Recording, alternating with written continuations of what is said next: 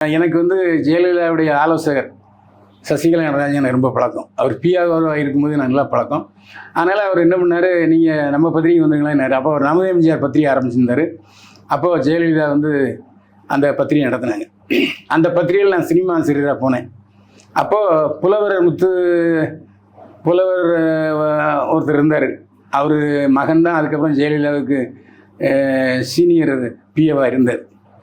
அவர் அந்த ஆசிரியர் இருந்தார், நான் துணை ஆசிரியர். அப்போ நடராஜன் சார் என்ன சொல்கிறாருன்னா, இவருக்கு 72லேருந்து ஒரு கட்சியில் இருக்கார், அதனால் அவருக்கு அந்த பாரம்பரியம் தெரியும், நீங்கள் அவர் ஃப்ரீயாக விட்டுருங்கன்னார்.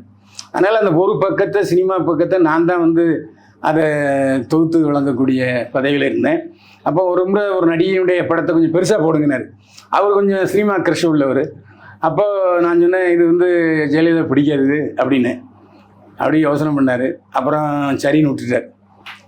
அந்த மாதிரி ஒரு விஷயங்கள். அதுக்கப்புறம் வந்து அதில் கரகாட்டக்காரன் 100வது நாள் விழாவில் 10,000 ரூபா செக் கொடுக்குறார் ராமராஜன். அப்போ அதிமுகவில் இருக்கார். அப்போ ஒரு விளம்பரம், கரகாட்டக்காரன் வெற்றி விழாவுக்கு வாழ்த்துக்கள்னு ஒரு விளம்பரம், ஃபுல் பேஜ் விளம்பரம். அப்போ அதில் வந்து ஜெயலலிதா ஒரு ஸ்டாண்டிங் பொசிஷன், இந்த பக்கம் ராமராஜன் ஸ்டாண்டிங் பொசிஷன்.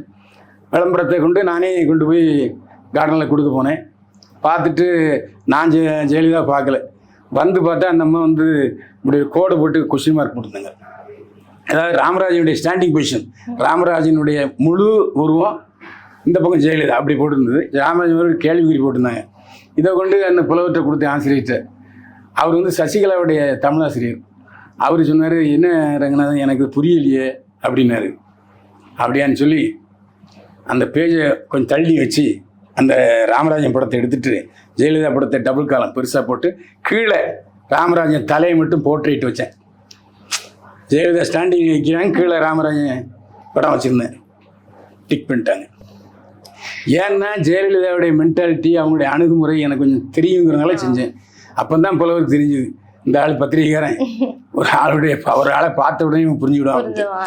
இந்த மாதிரி தான் என்னுடைய இது போயிட்டு இருந்தது. அதுக்கப்புறம் முக்கியமான விஷயம் என்னென்னா, ஜெயலலிதா அப்போ வந்து கொள்கை பரப்பு, அதாவது எம்பி, அதிமுகவுடைய பொதுச் செயலாளர். அப்போ வந்து ஒரு ஒரு சூழ்நிலையில் ஜெயலலிதா எங்களை பார்க்க வந்தாங்க. நமது எம்ஜிஆர்லேருந்து 3 பேரை கூப்பிட்டுவாங்க அப்படின்னா, நான் செய்தி ஆசிரியர் இன்னொருத்தர் 3 பேர் போனோம். அப்போ வாசலில் வந்து ஜெயலலிதா உள்ளே இருக்காங்க. வாசலில் வந்து நடராஜன் இருந்தார். அப்போ என்ன சொன்னார்னா, நீங்கள் நிறையா பேசுவீங்க, எதுலாம் பேசுவீங்க, ஆனால் அந்தம்மா என்ன பதில் சொன்னாலும் நீங்கள் கேள்வி கேட்டாலும் பதில் சொல்லாதீங்கன்னாரு. சரின்னு போனேன். எடுத்தோடனே அப்போ வந்து இராணுவ வீரன் ஒரு படம் ரிலீஸ் ஆகிருந்தது. அப்போது நமது எம்ஜிஆரில் முதல் பக்கத்தில் சின்னதாக நமது இராணுவ வீரன் விமர்சனம் உள்ளே அப்படின்னு போட்டிருந்தது. இது வந்து அந்த செய்தி ஆசிரியர் சொல்லி தான் போட்டது. ஏன்னா செய்தி ஆசிரியர் ஆரம்பிப்பு வேண்டியவர். உடனே இது என்ன அப்படின்னாங்க. அவரும் பேசலை, நானும் பேசலை. நான் என்ன சினிமா பத்திரிகை நடத்துகிறேன், கட்சி பத்திரிகை நடத்துகிறேன் அப்படின்னாங்க.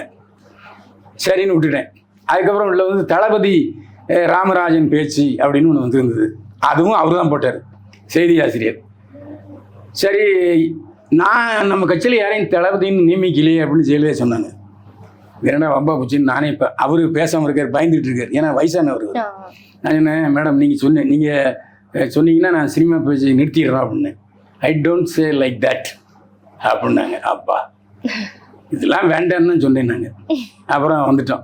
அப்புறம் நடராஜன் சார், நல்ல வேலை கெட் அவுட் அப்படின்னு சொல்லாமல் விட்டுருப்பாங்க, ஏதோ நல்ல முள்ள இருந்தாங்க அவங்க சொன்னாங்க அப்படின்ட்டு.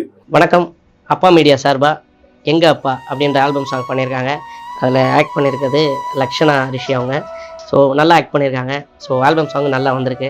அவங்க எல்லாருக்கும் என்னோட மனமார்ந்த வாழ்த்துக்களை தெரிவிச்சுக்கிறேன். அப்பா மீடியா சேனலை சப்ஸ்கிரைப் பண்ணுங்கள், பெல் பட்டன் ப்ரெஸ் பண்ணுங்கள், வீடியோ பிடிச்சிருந்தா ஷேர் பண்ணுங்கள், லைக் பண்ணுங்கள், கமெண்ட் பண்ணுங்கள். தேங்க்யூ.